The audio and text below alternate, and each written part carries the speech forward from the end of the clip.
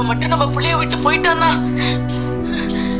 நான் ரொம்ப சந்தோஷமா இருப்பேன். நான் கும்பிடுற தெய்வம் தான் அதை சீக்கிரம் நடத்தி வைக்கணும். கவுன்சில்ல உன்னோட சஸ்பென்ஷன் ஆர்டர் கேன்சல் பண்ணிட்டாங்கன்னு ஸ்னேகா இப்பதான்ப்பா போன் பண்ணி சொன்னா.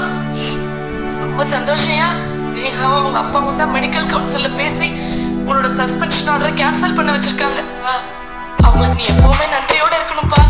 சிவாவை மறுபடியும் வேலைக்கு அனுமதிச்சுட்டு காரணம் ஸ்னேகாவோ அவங்க அப்பாவோ கிடையாது, சிந்து தான். சொல்றீங்க?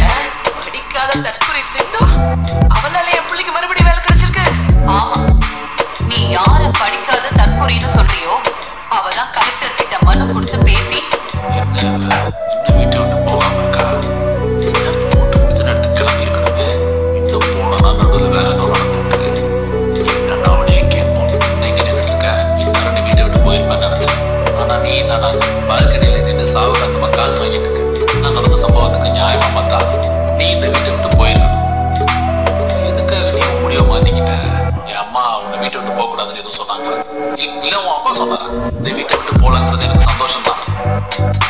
ஆனா நீ போயிருந்தனா இன்னும் சந்தோஷம்.